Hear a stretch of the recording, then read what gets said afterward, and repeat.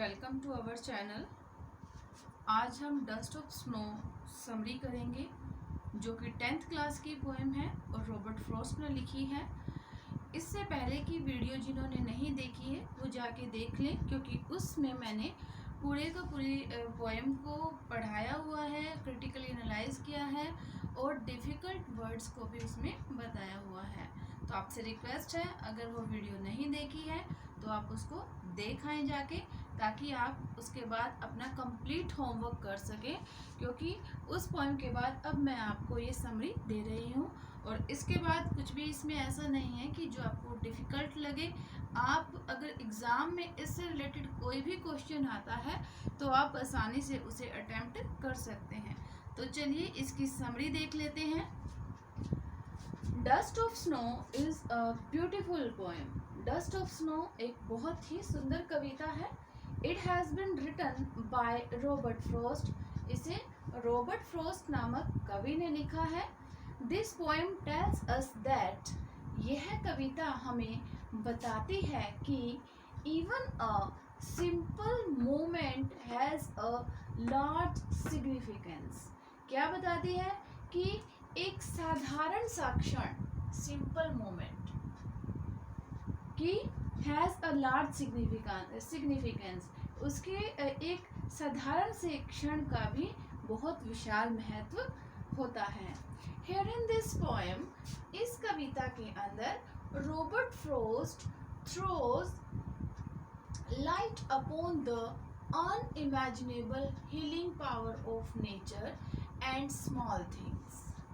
इस कविता के अंदर रॉबर्ट फ्रॉस्ट प्रकाश डालता है किसके ऊपर? जो प्रकृति की न कल्पना किए जाने योग्य एक असीम शक्ति और छोटी छोटी वस्तुओं नेचर और छोटी छोटी वस्तुओं की न कल्पना किए जाने योग्य शक्ति के ऊपर प्रकाश डालता है। इस लाइन को फिर से देख लो कि Robert Frost throws light upon the unimaginable. Imaginable क्या होता है? जिसकी हम कल्पना कर सकें। ये देखिए, इमेजिनेबल क्या है? कल्पना के योग्य। इसके आगे हमने अन लगा दिया, अन, तो ये क्या हो गया? जिसकी हम कल्पना ना कर सके, जिसकी कल्पना न कर सके। ठीक है, तो क्या है? Robert Frost throws light upon the unimaginable healing power of nature and small things। Robert Frost प्रकृति और छोटी छोटी वस्तुओं की न कल्पना किए जाने योग्य एक असीम शक्ति के ऊपर प्रकाश डालता है। From a bad mood to ill health, there is nothing that can't be cured by nature। खराब स्वास्थ्य से लेके खराब मूड से लेके खराब स्वास्थ्य तक कोई भी ऐसी चीज़ नहीं है जिसका प्रकृति के पास इलाज ना हो। यहाँ छोटा सा एग्जाम्पल देती हूँ। जब हम बीमार होते हैं या कोई बोधरेशन होती है, कोई टेंशन या कोई स्ट्रेस होता है, तो हम लोग क्या करते हैं? तो हिली एरिया की ओर घूमने के लिए चल पड़ते हैं। और जो डॉक्टर्स हैं वो भी हमें सलाह देते हैं, चिकित्सक क्या कहते हैं कि आप कहीं पहाड़ी क्षेत्र में, हिली एरिया में घूम कर आइए। तो वहाँ क्यों कहते हैं? क्योंकि वहाँ नेचर है, प्रकृति है। तो प्रकृति के पास असीम शक्ति है, उसके पास हर चीज़ का इलाज है, चाहे खराब मूड हो या फिर खराब स्वास्थ्य। इसके बाद बात करते हैं। The poet was experiencing one such bad day when a cross movement near a hemlock tree threw snow upon him। ऐसे ही कवि भी उस दिन खराब मूड से गुजर रहा था जब कौवे ने हेमलॉक ट्री के पास पेड़ को हिलाकर उसके कंधे पर बर्फ गिराई। The snow makes him happier, और जो बर्फ के कण पार्टिकल्स जो आइस के थे उसके ऊपर गिरते हैं वो उसे बहुत प्रसन्न कर देते हैं। His day gets a lot better, उसका दिन पहले से बेहतर हो जाता है। Thus the supremacy of nature as a whole made him realise how petty his problem was. इस प्रकार सुप्रीमेसी ऑफ नेचर की ताकत ने उसे इस बात का एहसास कराया कि ये जो प्रकृति उसकी प्रॉब्लम है, उसकी समस्या है, कितनी छोटी थी। The fact that hemlock tree is poisonous combined with crow, which is symbol of bad omen, are used in the poem as the carrier of happiness in the life of poet, which is ironical। बहुत ही महत्वपूर्ण बात यहाँ पे कही गई है। क्या तथ्य, क्या प्रभावशाली बात क्या है यहाँ पे कि एक हेमलॉक ट्री जो कि पॉइजनस है, जहरीला है, और दूसरा किसके साथ कंबाइन कर दिया गया है? क्रो के साथ, कौवे के साथ, जो कि अपशगुन का प्रतीक माना जाता है, जिसे अशुभ माना जाता है, वो इस पोएम में यूज किया है।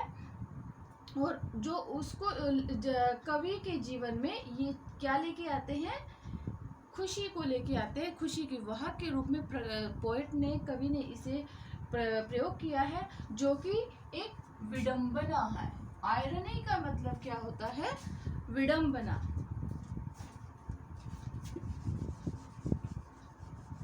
आयरनी,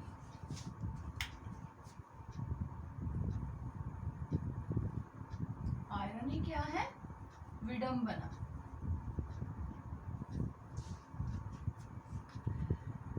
थ्रू दीज ऑब्जेक्ट्स, इन चीजों के माध्यम से, इन वस्तुओं के माध्यम से, the poet try to highlight that, कवि ने इस चीज के ऊपर प्रकाश डालने का प्रयत्न किया है, दैट कि समटाइम्स, कभी कभी, क्रिएचर्स, वो creature linked with negative aspects of life, जो जीवन के नकारात्मक तथ्यों से संबंधित होते हैं, can be the bringer of change and happiness, वो परिवर्तन और खुशी का वाहक बन जाते हैं। तो बहुत सुंदर सी ये पोएम थी। तो इसकी ये समरी है, आप इसे कीजिए, इसके अलावा कुछ भी आपको करने की ज़रूरत नहीं है। तो इस समरी के अंदर कवि ने, एक तो हमने लिटरल मीनिंग कर लिया था और दूसरा डीप मीनिंग है। तो ये 8 लाइनों की कविता, लेकिन इसमें बहुत ही गहरा अर्थ छिपा हुआ है। क्या क्या संदेश देना चाहता है कवि? रॉबर्ट फ्रॉस्ट क्या कहना चाहता है? रॉबर्ट फ्रॉस्ट, अगर डीप मीनिंग की बात करें तो रॉबर्ट फ्रॉस्ट हमें ये कहना चाहता है कि जीवन के अंदर किसी भी चीज़ को छोटा और तुच्छ नहीं समझना चाहिए, क्योंकि एक छोटी सी चीज़, छोटा सा मोमेंट भी हमारे जीवन के अंदर बहुत ही बड़ा परिवर्तन ला सकता है। तो ये हमारी समरी थी।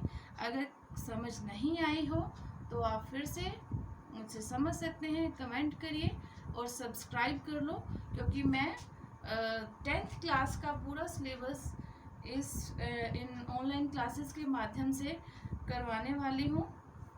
तो आप लोग अगर सब्सक्राइब कर लोगे तो आपको आने वाले वीडियोस की नोटिफिकेशंस मिल जाएंगे। तो आप इसको पॉज करके स्क्रीनशॉट ले लो और जूम करके आप अपनी कॉपी में नोट डाउन करते रहना। आप जब भी बैठें कॉपी पेन साथ लेके बैठें, ताकि आप अपने अच्छे से नोट्स प्रिपेयर कर सकें। और जब आपके नोट्स प्रिपेयर होंगे तो मुझे नहीं लगता कि आपको किसी भी प्रकार की कोई भी परेशानी होगी। ठीक है, तो थैंक यू सो मच। आप ये स्क्रीनशॉट ले लीजिए पॉज करके वीडियो को।